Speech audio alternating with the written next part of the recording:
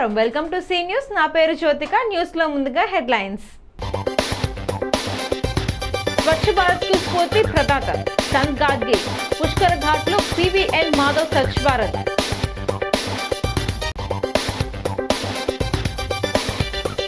ప్రజలు భయోందనలు చెందవద్దు, జిల్లా కలెక్టర్ కీర్తి చేకూరు విజ్ఞప్తి.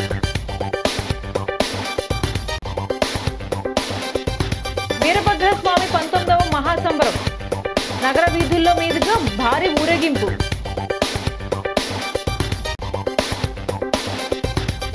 దేవుళ్లను రాజకీయాల్లోకి లాగడం దారుణం. 32 మందికి సీఎంఆర్ఎఫ్ చెక్కులు పంపిణీ.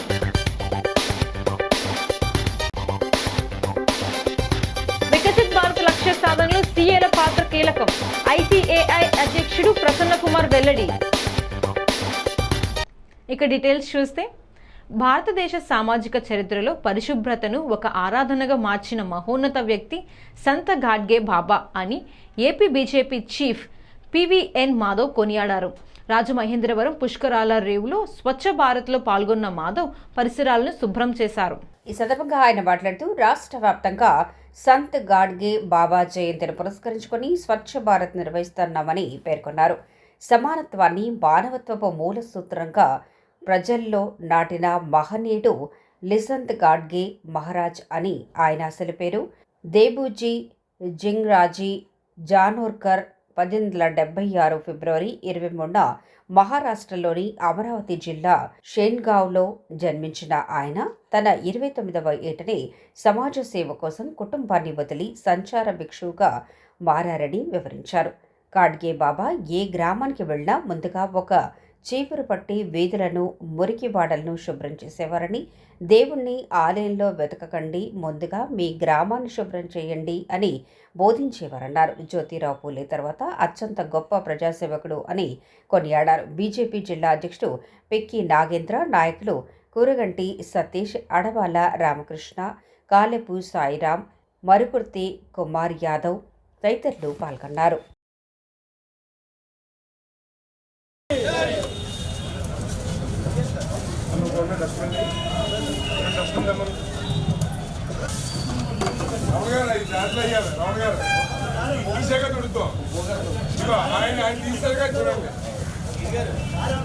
సంత్ గాడ్గే బాబా ఆయన ఒక రజక కులంలో పుట్టిన వ్యక్తి.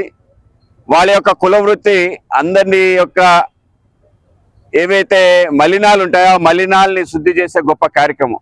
కనుక రజక జాతి ఏదైతే గొప్ప కార్యక్రమం చేస్తుందో మొత్తం శుద్ధీకరణ చేసే గొప్ప కార్యక్రమం చేస్తుంది. కనుక కేవలం వస్త్రాలని కాదు, మనసుల్ని, శరీరాన్ని, మొత్తం ప్రపంచాన్ని శుద్ధి చేసే గొప్ప కార్యక్రమం చేసే వ్యక్తులు. కాబట్టి రజకులకి అత్యంత గౌరవం ఇవ్వాలి అని చెప్పి వాళ్ళు చేసే పని, వాళ్ళు చేసే వృత్తి, దానికి సంబంధించిన అంశాన్ని ప్రజలకి తెలియాలి అని చెప్పి బాబా గాడ్గే బాబా అన్ని చోట్లకెళ్ళి ఎక్కడికి వెళ్ళినా ప్రవచనం చెప్పేవాడు కాదు. కేవలం ఆ యొక్క ప్రాంతాన్ని, వాళ్ళ గ్రామాన్ని శుభ్రం చేసి మీ గ్రామాన్ని ఈ విధంగా ఉంచుకోవాలి అని చెప్పిన తర్వాత, మీ గ్రామం శుభ్రంగా ఉన్న తర్వాతే మీకు కూడా అర్హత ఉంటుంది ఏదైనా మాట్లాడడానికి. కనుక మనందరం కలిసి మన గ్రామాన్ని శుభ్రం చేసుకోవాలని ఒక మహో ఉద్యమాన్ని ఈ దేశంలో ఆయన ప్రారంభించడం జరిగింది.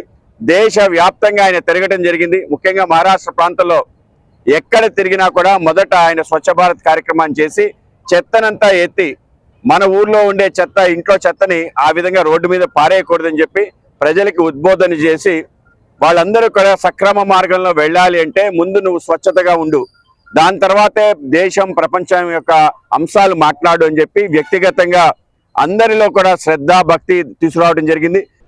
అక్యూట్ రీనల్ ఫెయిల్యూర్ కేసులపై ప్రజలు భయాందోళన చెందవద్దని కలెక్టర్ కీర్తి చేకూరి విజ్ఞప్తి చేశారు. చోడేశ్వరి నగర్, స్వరూప్ నగర్ ప్రాంతాల్లో కిడ్నీ సంబంధిత కేసులు నమోదైన వెంటనే జిల్లా అధికార యంత్రాంగం అప్రమత్తమైందని తెలిపారు.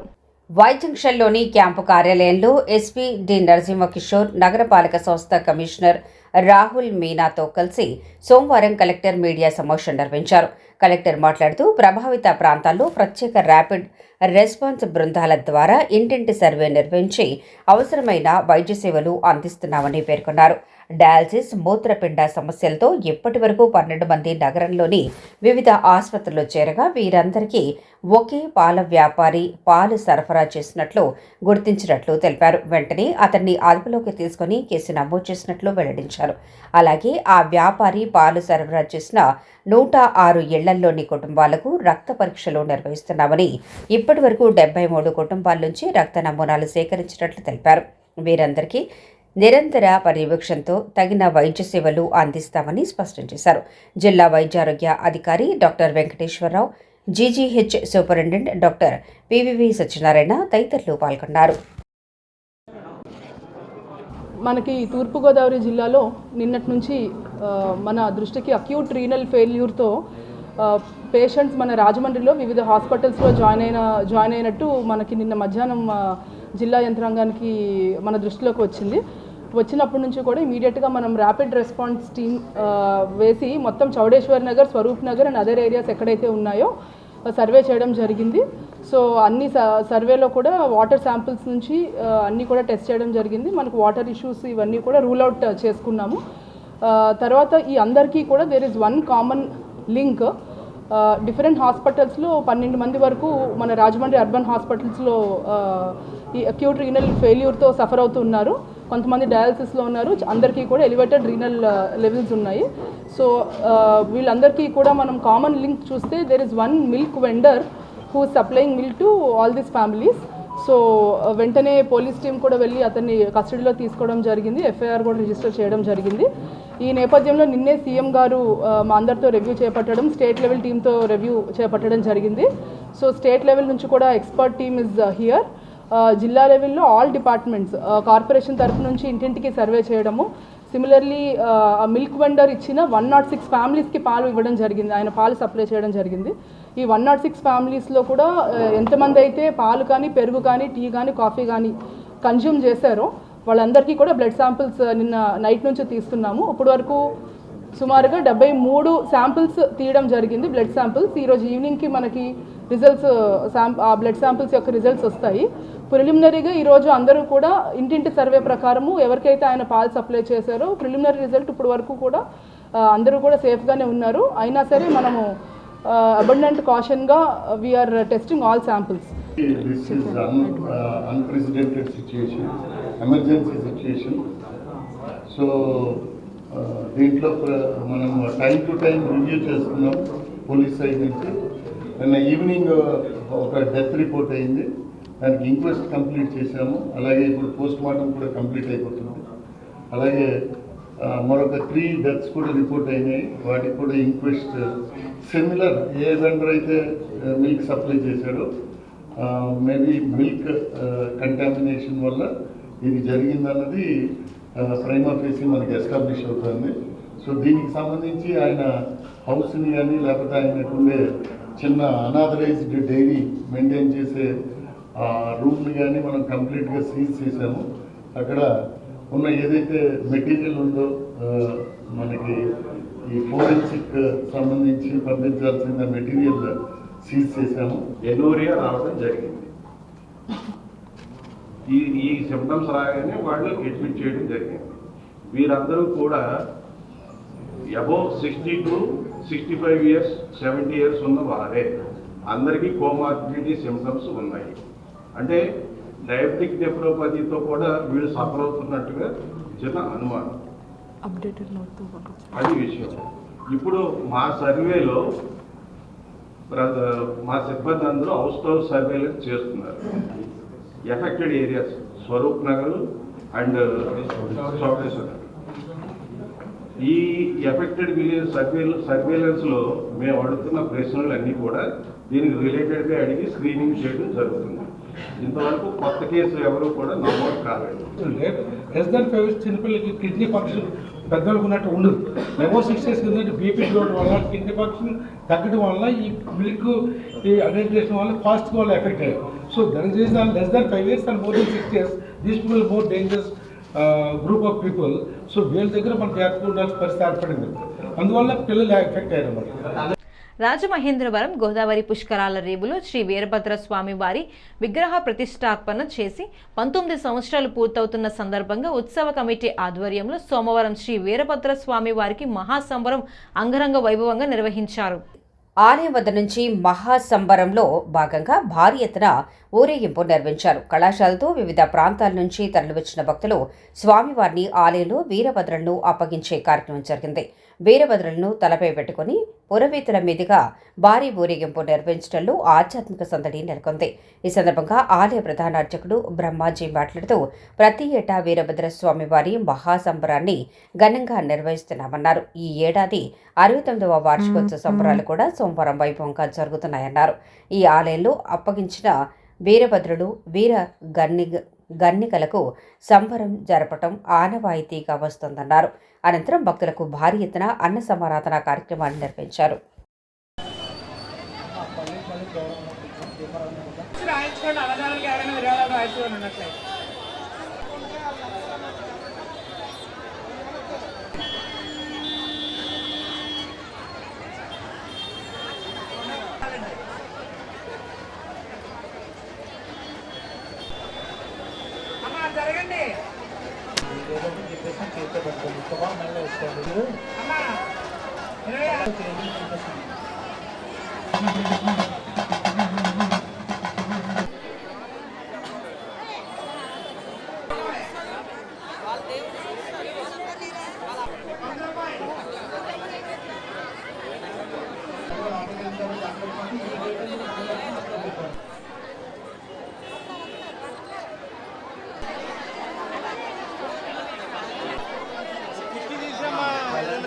కింద పంతులు గారు ఉన్నారు, ఆయనకి అప్పు చెప్పేయండి.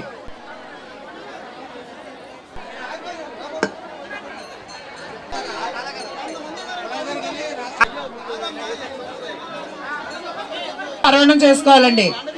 మీకు చెప్పు పరవణం విభూతి పళ్ళు ప్రసాదంగా ఇంటికి తీసుకెళ్ళండి, లేదా మైక్ దగ్గర రాయించుకోండి. అమ్మ పళ్ళెలు దూరంగా పట్టు.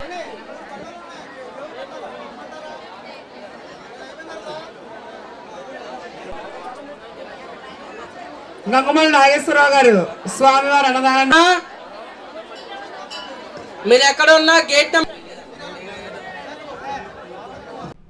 దేవుళ్లను రాజకీయాల్లోకి లాగడం దారుణమని, అధికారంలో ఉన్నప్పుడు అధికారం లేనప్పుడు కూడా వైసీపీ తీరు ఏమాత్రం మారలేదని, అదే తంతు కొనసాగుతోందని, ప్రజలు బుద్ధి చెప్పినా మార్పు రాలేదని రాజమహేంద్రవరం సిటీ ఎమ్మెల్యే ఆదిరెడ్డి శ్రీనివాస్ విమర్శించారు.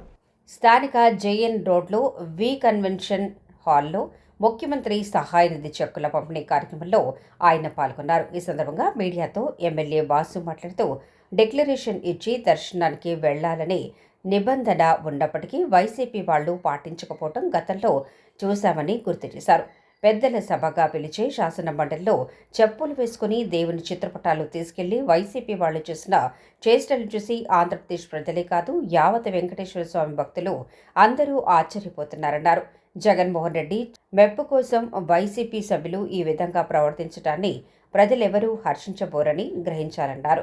ఈ సందర్భంగా 36 మందికి 21,44,748 రూపాయల విలువైన సీఎంఆర్ఎఫ్ చెక్కులను, అలాగే 4 ఎల్ఓసీలను ఎమ్మెల్యే వాసు అందజేశారు. కూటమి నాయకులు పాల్గొన్నారు. స్టార్ట్ చేసేచ్చన్నా, చెట్లు అన్నీ ఉన్నాయి, లాస్ట్లో ఇస్తాం.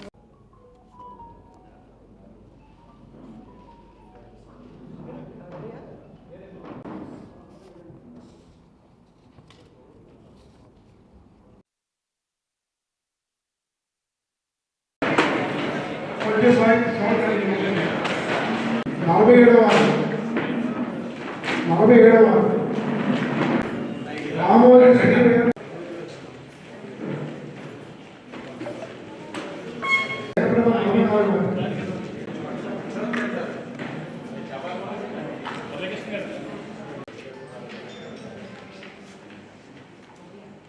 కలిది కృష్ణ చిక్కిరెడ్డి దేవి కలిది కృష్ణ రాఘవారు. గత 5 సంవత్సరాలు గుర్తుపెట్టుకోవచ్చాలు. ముఖ్యమంత్రి సహాయ నిధి ఇదే పేరున నీవు వాగాడు. ముఖ్యమంత్రి సహాయ నిధి కోసం ప్రజాప్రతినిధి ఆఫీసుల చుట్టూ చెప్పులు అరిగేటట్లు తిరిగి సచివాలయం చుట్టూ చెప్పులు అరిగేటట్లు తిరుగుతున్నారని ఆయన అన్నారు. ఈ నియోజకవర్గంలో ఈ రోజు వరకు 409 మందికి ఇచ్చే ముఖ్యమంత్రి సహాయ నిధి. ఆ 400 మందికి 3,72,04,204 రూపాయలు కేవలం ఈ నియోజకవర్గం నుంచే ఇచ్చాం మేము. ఈరోజు 32 మందికి చెక్కులు, 4గురికి ఎల్ఓసీలు ఇస్తూ ఉన్నాం. మొత్తం కలిపి 445 మంది ఈరోజు ఇస్తూ ఉంది. సుమారు 21,44,748. మొత్తం కలిపి 3,93,48,952. ఈరోజు ఇక్కడికి వచ్చిన వాళ్ళు సుమారు 36 మంది ఉన్నారు. ఏమో 36 మంది ఎవరైనా సరే మిమ్మల్ని చెప్పులు అరిగిపోయేటట్లు తిప్పుకుంటుందా కూటమి ప్రభుత్వం? తిప్పుకున్నారమ్మా. కానీ ఈ రోజున మీకు చేసే మేలును కూడా రాజకీయంగా వైసీపీ వాళ్ళు వాడుకుంటున్నారు అని అంటే వారి యొక్క మానసిక స్థితి ఏ విధంగా ఉంది వైసీపీ వాళ్ళన్నది మీరు గమనించాలన్నది చెప్తా ఉన్నాం. భారతదేశం ప్రతిష్టాత్మకంగా భావిస్తున్న 2047 వికసిత్ భారత్ లక్ష్య సాధనలో చార్టెడ్ అకౌంట్స్ పాత్ర కీలకం కానుందని institute of chartered accounts of India అధ్యక్షుడు డి ప్రసన్న కుమార్ అన్నారు. రాజమహేంద్రవరంలో ఆయనకు ఘన సత్కారం జరిగింది. ఐసీఏఏ అధ్యక్షుడిగా నియమితులైన ప్రసన్న కుమార్కు రాజమహేంద్రవరం బ్రాంచ్ ఆఫ్ ఎస్ఐఆర్సీ ఆధ్వర్యంలో స్థానిక లా హాస్పిన్ కాన్ఫరెన్స్ హాల్లో ఘన సన్మానం జరిగింది. ఈ సందర్భంగా ఆయన మాట్లాడుతూ కంపెనీల చట్టం, జీఎస్టీ, ఇన్కమ్ ట్యాక్స్ చట్టాల విషయంలో కేంద్ర ప్రభుత్వానికి చార్టెడ్ అకౌంట్లు మంచి సహాయ సహకారాలు అందిస్తున్నారన్నారు. ఐసీఏఐ ఆధ్వర్యంలో రాష్ట్రంలో సెంటర్ ఆఫ్ ఎక్సలెన్స్ పేరుతో ఒక ప్రాజెక్టు ఏర్పాటు చేయాలని ప్రతిపాదన ఉందని, మార్చిలో జరిగే ఐసీఏఐ కౌన్సిల్ సమావేశంలో దీనిపై చర్చించి నిర్ణయం తీసుకుంటామన్నారు. సీఏ ఫౌండేషన్ కోర్సుకు ప్రతి 4 నెలలకు ఒకసారి పరీక్ష నిర్వహిస్తున్నామని, 1,00,000 మందికి పైగా ఈ పరీక్ష రాయటానికి ఆసక్తి చూపుతున్నారన్నారు. దక్షిణ భారత చార్టెడ్ అకౌంటెంట్స్ ప్రాంతీయ మండలి అధ్యక్షుడిగా ఎన్నికైన ముప్పళ్ళ సుబ్బారావుకు కూడా ఇదే వేదికపై సత్కారం నిర్వహించారు. Rajamahendravaram branch chairman ALN Narasimharao, vice chairman BCH Suryanarayana, secretary Anil Sangha, treasurer G Sambasivarao, సికాసా chairman UNAR Sandeep, committee member KK Venkateswarlu తదితరులు పాల్గొన్నారు.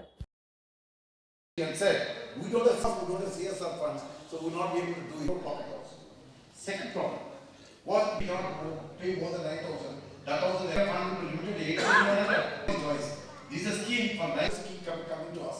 So we can join this particular scheme and we get the benefit of not so. These are the two initiatives. Child who got trained in the AI, day-to-day practice what is it? Keep here. Number is not important. Who attempts.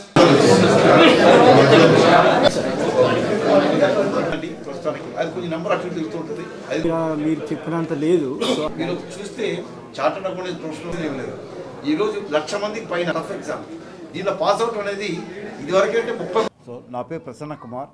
నేను the institute of chartered accountants of India ప్రెసిడెంట్ని. So 12వ తారీఖు ఎన్నిక కాబడ్డాను. ఆంధ్రప్రదేశ్ నుంచి మొట్టమొదటిసారి అవకాశం నాకు దక్కింది. సో నాకు రాజమహేంద్రవరం తిరిగి ఆంధ్రప్రదేశ్ అందరూ కూడా దాన్ని ఓన్ చేసుకొని వీరంతా గెలిపించి పంపించేందుకు ఈ మంచి అవకాశం దొరికింది. సో మా institute of chartered accountants of India ఈ setup by an act of parliament. So మాకు 1949 ఇప్పటి వరకు కూడా భారతదేశ ప్రభుత్వం అయితేనేమి అన్ని స్టేట్ గవర్నమెంట్స్తో కలిసి పనిచేశాము. ఎక్కడ ఏ లా ఇంప్లిమెంటేషన్, కంపెనీస్ యాక్ట్ అయితేనేమి, ఇన్కమ్ ట్యాక్స్ యాక్ట్ అయితేనేమి, జీఎస్టీ యాక్ట్ అయితేనేమి, any commercial law, any physical laws in the country, దాని లా లెజిస్లేటివ్ చేస్తే దాన్ని ఇంప్లిమెంట్ చేసిన చార్టర్డ్ అకౌంటెంట్స్. 2017లో జీఎస్టీ యాక్ట్ వచ్చినప్పుడు మనందరికీ తెలుసు భారతదేశంలో ఈ ఫెడరల్ వ్యవస్థలో జీఎస్టీ ఇంప్లిమెంటేషన్ చాలా టఫెస్ట్ సబ్జెక్ట్. అయినా భారత ప్రభుత్వం చాలా కష్టపడి అందరినీ కన్విన్స్ చేసి అన్ని స్టేట్ గవర్నమెంట్ కన్విన్స్ చేసి తీసుకొచ్చారు. దాని ఇంప్లిమెంటేషన్ టైంలో అటు స్టేక్ హోల్డర్స్ అంటే బిజినెస్ పీపుల్కి అయితేనేమి, అదే ఎంటర్ప్రైనర్స్కి అయితేనేమి, ఇటు జనరల్ పబ్లిక్ కూడా ఎన్నో అనుమానాలు ఉండేటివి. ఈ జీఎస్టీ ఏదో ఒక భూతం లాంటివి వచ్చేస్తుంది, ఏదో అయిపోతుందని. అప్పుడు భారతదేశంలో ప్రతి మారుమూల గ్రామానికి కూడా వెళ్ళి సో వాళ్ళకందరూ చెప్పి జీఎస్టీ అనేది మన దేశానికి అవసరం, మనం ఇంప్లిమెంట్ చేయాలి, దీనిలో ప్రతి ఒక్కరు కూడా దీనిలో లాభం పొందుతారు అది చెప్పింది ఎవరంటే ఒక చార్టర్డ్ అకౌంటెంట్ ప్రొఫెషన్ ఒకటే. సో మేము దాని ఇంప్లిమెంటేషన్ భాగస్వాములై ఈరోజు అంచెలతో ఎదిగి ప్రతి నెల 2 లక్షల కోట్లకు పైబడి కలెక్షన్ వస్తుందంటే అహర్నిశలు కష్టపడి పనిచేసిన చార్టర్డ్ అకౌంట్స్ మూలానే జరుగుతుంది. కుమ్మరి సామాజిక వర్గానికి ఐకాన్గా వెనుకబడిన కులాల ఐక్యవేదిక గౌరవ అధ్యక్షుడు, సీనియర్ కాంగ్రెస్ నాయకుడు, మాజీ ఎమ్మెల్సీ, ఆంధ్రప్రదేశ్ కుమ్మరి శాలివాహన సంఘ కార్పొరేషన్ వ్యవస్థాపకులు ఐలాపురం వెంకయ్య నిలుస్తారని పలువురు నాయకులు కొనియాడారు. స్థానిక ఏపీ పేపర్ మిల్లు ఎదురుగా ఉన్న శ్రీకృష్ణ సాయి కళ్యాణ మండపంలో తూర్పుగోదావరి జిల్లా కుమ్మరి శాలివాహన సంఘం ఆధ్వర్యంలో సంతాప సభను ఏర్పాటు చేశారు. ఆయన అందించిన సేవలను గుర్తు చేసుకున్నారు. జిల్లా శాలివాహన సంఘం అధ్యక్షులు డాక్టర్ ఎల్లా Apparao, Vadiyar Andhra Pradesh Kummari Shalivahana welfare development corporation chairman పేరెసి ఈశ్వర్, ఉభయ గోదావరి జిల్లాల కళాశాల గౌరవ అధ్యక్షులు టీకే విశ్వేశ్వరరెడ్డి, తూర్పుగోదావరి జిల్లా శాలివాహన సంఘం గౌరవ అధ్యక్షులు అంతర్జాతీయ శిల్పి రాజ్ కుమార్ వడియార్, జిల్లా శాలివాహన సంఘం గౌరవ సలహాదారులు, జిల్లా డ్రగ్స్ అసోసియేషన్ అధ్యక్షులు రాయపూడి శ్రీనివాసరావు, ఆంధ్రప్రదేశ్ కుమ్మర శాలివాహన సంఘం రాష్ట్ర గౌరవ సలహాదారులు పేరూరి గంగాధరం, జిల్లా కుమ్మర శాలివాహన సంఘం జనరల్ సెక్రటరీ జుజ్జివరపు కాళేశ్వరరావు, కోశాధికారి రాయపూడి మల్లేశ్వరరావు, మహిళా అధ్యక్షురాలు కాజులూరి శ్రీదేవి తదితర సంఘ ప్రతినిధులు ఆయన చిత్రపటానికి పూలమాల వేసి ఘనంగా నివాళులర్పించారు.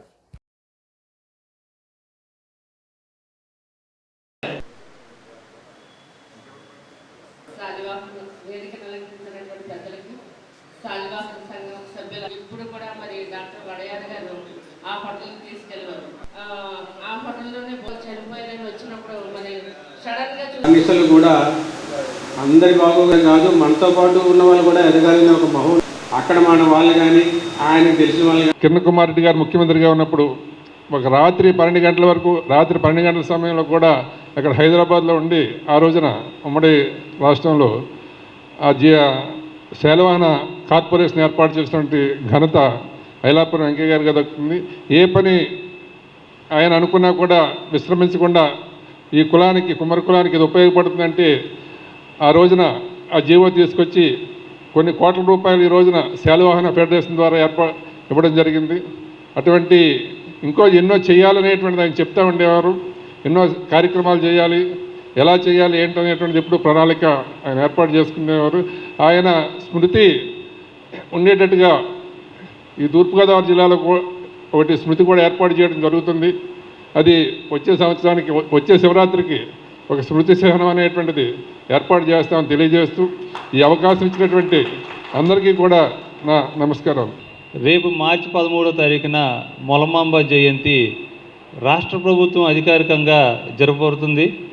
ఆ రాష్ట్ర ప్రభుత్వం అధికారికంగా జరపబడే ఈ కార్యక్రమాన్ని నేను ఆంధ్రప్రదేశ్ శాలివాహన కార్పొరేషన్ తరపున తుమ్మలపల్లి కళాక్షేత్రంలో ఉదయం 10:30కి రాష్ట్ర వ్యాప్తంగా ఉన్న కులస్తులందరూ కూడా, శాలివాహన కులస్తులందరూ కూడా మీరందరూ కూడా అక్కడికి విచ్చేసి ఈ కార్యక్రమాన్ని జయప్రదం చేయాల్సిందిగా కోరుతున్నాను. ఎందుకంటే ఏ కులం గురించి ఐలాపురం వెంకయ్య గారు ప్రాధేయపడ్డారో, ఏ కులం గురించి ఐలాపురం వెంకయ్య గారు తాపత్రయపడ్డారో, ఏ కులంలో ప్రతి ఒక్కళ్ళు కూడా పైకి రావాలని కోరుకున్నారో అటువంటి కులం అంతా కూడా ఆ రోజున మనం సంఘటితంగా, స్ట్రెంగ్త్గా, బలంగా ఆ రోజున మనం ప్రభుత్వం దృష్టికి తీసుకెళ్ళి వీళ్ళు కూడా కులంలో కూడా అంతా కూడా ఐకమత్యంగా ఉన్నారన్న భావన ఆలలో కల్పించాలన్న ఉద్దేశంతో రాజధాని నగర బోర్డు తుమ్మలపల్లి కళాక్షేత్రంలో మల్లపామి జయంతి గారిని, మినిస్టర్ గారిని ఒప్పించి నేను చేయడం జరుగుతుంది.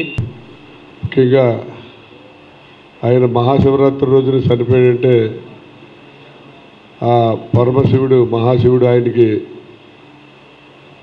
తనలో ఐక్యమయ్యే అవకాశం ఆయన కలిగించాడు. ఎందుకంటే అటువంటి అవకాశం ఎవరికీ రాదు.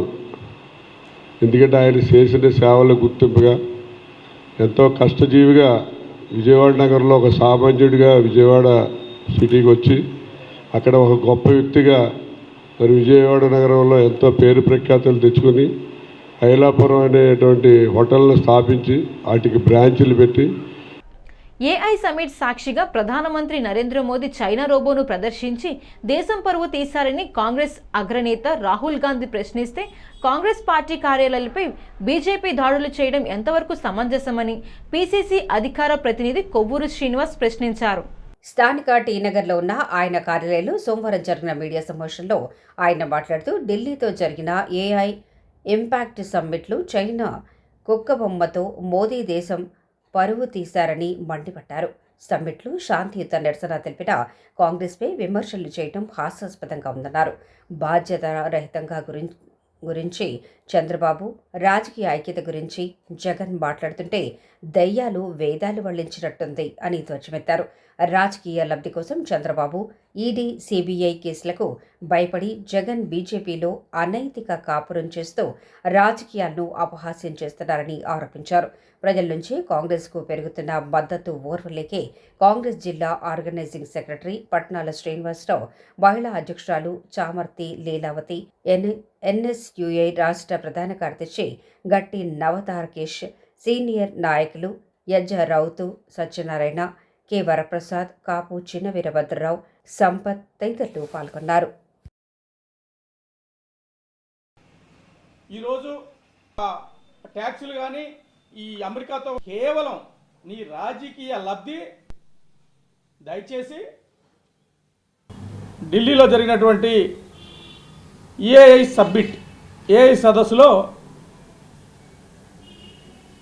మోడీ గారు బీజేపీ ప్రభుత్వం చైనా వాళ్ళ రోబోల్ని ప్రవేశపెట్టి దానికి మన లేబుల్ వేయటం అనేది ఇవాళ అందులో ప్రత్యక్షంగా పాల్గొన్న 70 దేశాల మధ్య కూడా మనం చాలా ఇబ్బందికరమైన విషయం. చైనా పేపర్లు రాశాయి, ఇది కేవలం మా దాంట్లోంచి మీరు లేబుల్స్ వేసుకున్నారు, ఇది మా టెక్నాలజీ అని. మన ఇండియాలో ప్రతిభ లేదా? దీన్నే ప్రశ్నించారు రాహుల్ గాంధీ గారు. ఇది ప్రశ్నిస్తే మీరు దాడులు చేస్తారా? పార్టీ ఆఫీసులపై ఢిల్లీ నుంచి ఆంధ్రప్రదేశ్లో ఇటు విజయవాడ, అలానే గుంటూరు, విజయనగరం, ఇలా పలు కాంగ్రెస్ పార్టీ ఆఫీసులపై దాడులు చేయడాన్ని కాంగ్రెస్ పార్టీ తీవ్రంగా ఖండిస్తూ ఉంది.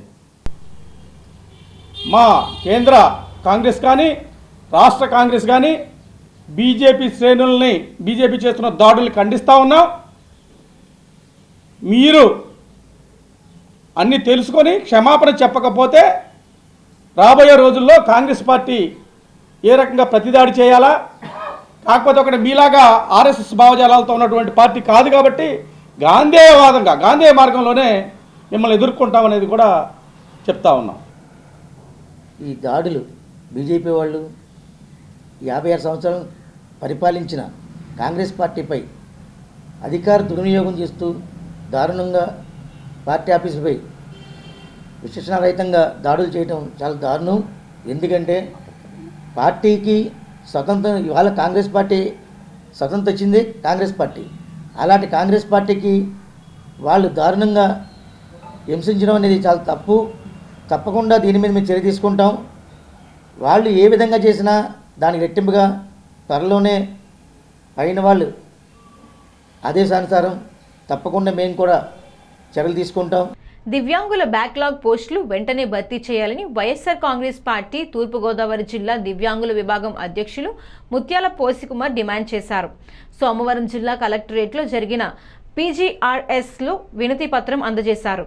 ఆయన మాట్లాడుతూ దివ్యాంగుల విభాగం రాష్ట్ర అధ్యక్షులు పులిపాటి దుర్గారెడ్డి ఆదేశాల మేరకు తూర్పుగోదావరి జిల్లా వైఎస్ఆర్ కాంగ్రెస్ పార్టీ అధ్యక్షుడు చెల్లుబోయిన శ్రీనివాస వేణుగోపాలకృష్ణ సూచనల మేరకు దివ్యాంగుల విభాగం ఆధ్వర్యంలో ఈ కార్యక్రమం చేపట్టారు. దివ్యాంగులకు బ్యాక్లాగ్ పోస్టుల భర్తీ ప్రక్రియను వెంటనే చేపట్టాలని 3 చక్రాల మోటార్ సైకిళ్లు నియోజకవర్గానికి 25 చొప్పున 4375 మంది లబ్ధిదారులుగా దివ్యాంగులను గుర్తించి మోటార్ సైకిల్లో వెంటనే అందజేయాలని డిమాండ్ చేశారు. ఇంద్రధనుసులో ప్రకటించిన 7 వారాలు వెంటనే అమలు జరిపి ఉచిత బస్సు పథకాన్ని అమలు చేయాలని విజ్ఞప్తి చేశారు. ఈ కార్యక్రమంలో దివ్యాంగుల విభాగం తూర్పుగోదావరి జిల్లా ఉపాధ్యక్షులు ఆదం పకీర్ పాల్గొన్నారు. దివ్యాంగులు బ్యాక్లాగ్ పోస్టులు మంత్రి గారు ప్రకటిస్తున్నారు, కానీ ఇక్కడ గ్రౌండ్ లెవెల్కి వచ్చేసరికి దివ్యాంగులు బ్యాక్లాగ్ పోస్టులు రేటుకి భర్తీ కాకపోవడం, ఈ రోజుకి మార్చి నెలాఖరికి అయిపోతున్నారు కానీ ఈ రోజుకి నోటిఫికేషన్ ఇవ్వకపోవడం, దివ్యాంగులకి బ్యాక్లాగ్ పోస్టులు అందం ద్రాక్షగా మారిపోయి దీని మీద తీవ్రమైనటువంటి నిరాశకు గురవుతున్నారు దివ్యాంగులందరూ. దివ్యాంగుల తరఫున దివ్యాంగుల విభాగం తూర్పుగోదావరి జిల్లా అధ్యక్షుడిగా నేను జిల్లా ఉపాధ్యక్షుడు మన పకీర్ గారు ఈరోజు కలెక్టర్ గారు కలిసి వినతిపత్రం ఇవ్వడం జరిగింది. ఈ రోజున ముఖ్యాంశాలు ఏంటంటే 25 నియోజకవర్గానికి 25 బళ్ళు ఇస్తే దివ్యాంగులకు ఉపకారంగా ఉంటుందని చెప్పి ఒకటి, అలాగే దివ్యాంగులకి 7 వారాలు ప్రకటించిన దాంట్లో ఉచిత బస్సు నేటికి అందం ద్రాక్షగా మిగిలింది. ఈ ఉచిత బస్సు వెంటనే ప్రవేశపెట్టాలని, అలాగే దివ్యాంగుల బ్యాక్లాగ్ పోస్టులు వెంటనే భర్తీ చేయాలని, అలాగే దివ్యాంగులకు నియోజకవర్గానికి 5 బళ్ళు చొప్పున ఇచ్చి దివ్యాంగులు ఆదుకోవాలని ఈ సందర్భంగా కోరుకుంటున్నాం. ముత్యాల పోస్ కుమార్, వైఎస్ఆర్ కాంగ్రెస్ పార్టీ దివ్యాంగుల విభాగం తూర్పుగోదావరి జిల్లా అధ్యక్షుడు. బులెటిన్ ముగించే ముందు హెడ్లైన్స్ మరోసారి. స్వచ్ఛ భారత్ కు స్ఫూర్తి ప్రదాత సంత్ గాడ్గే, పుష్కర ఘాట్ లో PVN మాధవ్ స్వచ్ఛ భారత్.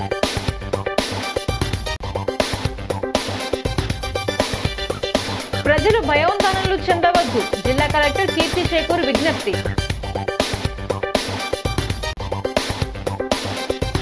వీరభద్రస్వామి 19వ మహాసంబరం, నగర వీధుల్లో మీదుగా భారీ ఊరేగింపు.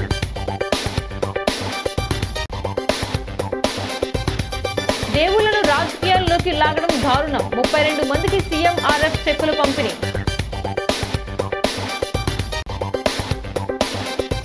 వికసిత్ భారత్ లక్ష్య సాధనలో CAల పాత్ర కీలకం, ICAI అధ్యక్షుడు ప్రసన్న కుమార్ వెల్లడి. ఈ వార్తలు ఇంతటితో సమాప్తం. నమస్కారం.